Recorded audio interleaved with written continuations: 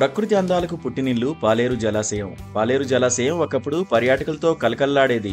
అలాంటి పర్యాటక కేంద్రం కోసం గత ప్రభుత్వం తగినంత నిధులు విడుదల చేయకపోవడంతో పర్యాటకులకు ఆతిథ్యం ఇవ్వలేకపోయింది. అయితే ఖమ్మం జిల్లాకు స్వాగత ద్వారం, ఆహ్లాదానికి నెలవైన పాలేరు రిజర్వాయర్ పర్యాటక కేంద్రం ఇప్పుడు కొత్త సొబగులు సంతరించుకోనుంది.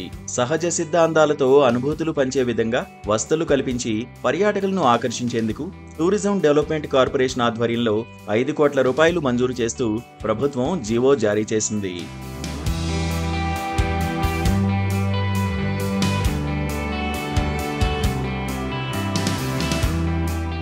ఇప్పటి వరకు పాలేరు జలాశయం పూర్తి స్థాయిలో అభివృద్ధికి నోచుకోక కుంటుపడిపోయింది. పార్కుల్లో విరిగిపోయిన బెంచీలు, పిల్లలు ఆడుకునే వస్తువులన్నీ విరిగిపోయి పడిపోయాయి. కొన్ని బోట్లు సైతం శిథిలావస్థకు చేరుకున్నాయి. అలాగే కొందరు ఆకతాయిలు పార్కును తమ తాగుడికి అడ్డాగా మార్చుకున్నారు. ఎక్కడ పడితే అక్కడ మద్యం సీసాలను పడేస్తున్నారు. కొందరు ఏకంగా ఆ సీసాలను పగలుగొట్టి అధ్వాన్నంగా మార్చేస్తున్నారు.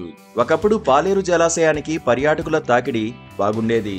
బోటింగ్ కోసం ఇక్కడికి చాలా మంది వచ్చేవారు. కానీ ఇప్పుడు సరైన సదుపాయాలు లేక వెలవెలబోతోంది.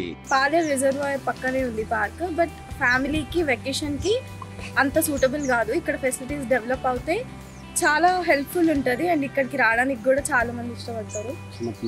చిన్న పిల్లలు ఆడుకునేవి అవన్నీ ఇరిగిపోయి ఉన్నాయి. ఇక్కడ బోటింగ్ ఒక్కటే కొంచెం ఉన్న ఫెసిలిటీ, ఇంకా అవి కాకుండా ఏం లేవు. డెవలప్ చేస్తే బాగుంటుంది. పాలేరు జలాశయం అభివృద్ధికి ప్రస్తుత ప్రభుత్వం ముందడుగు వేసింది. పర్యాటకులకు సౌకర్యాలు కల్పించి మళ్లీ పునర్వైభవం తెచ్చేందుకు పాలేరు జలాశయ అభివృద్ధికి నిధులు కేటాయించింది. ఈ నిధులతో పార్కుల్లో గ్రీనరీ, పూల మొక్కలు, లైటింగ్ ఏర్పాటు, సైన్ బోర్డులు, నీటిపై విహరిస్తూ ఫుల్ ఎంజాయ్ చేసే విధంగా అత్యాధునిక బోట్లు, జెట్టీలు, స్పీడ్ బోట్లు, విశ్రాంతి తీసుకునే విధంగా కాటేజీలు, రిసార్ట్లు, రెస్టారెంట్లు, సమాచార కేంద్రం, ఇతర ఏర్పాట్లు చేయనున్నారు. ఇప్పటికే తెలంగాణ టూరిజం డెవలప్మెంట్ కార్పొరేషన్ ఆధ్వర్యంలో అధికారులు ప్రణాళికలు సిద్ధం చేశారు. త్వరలో టెండర్లు ఖరారు కానున్నాయని చెప్తున్నారు. పాలేరు పర్యాటక కేంద్రంలో 5 కోట్ల రూపాయలతో అన్ని వస్తువులు కల్పించి విశేషంగా ఆకర్షించేలా అభివృద్ధి చేయనున్నారు. ఇక్కడ ఉన్న 3 పార్కులను సుందరీకరించనున్నారు.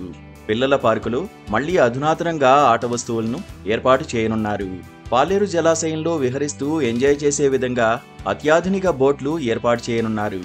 ఖమ్మం సూర్యాపేట జాతీయ రహదారి దగ్గరగా ఉండడం, కూసుమంచిలో కాకతీయుల కాలం నాటి గణపేశ్వరాలయం, జేళ్ల చెరువులో వెంకటేశ్వర స్వామి ఆలయం ఉండడంతో పాలేరు పర్యాటక ప్రాంతంగా విశేషంగా అభివృద్ధి చెందుతుందని అధికారులు, ప్రభుత్వం భావిస్తోంది.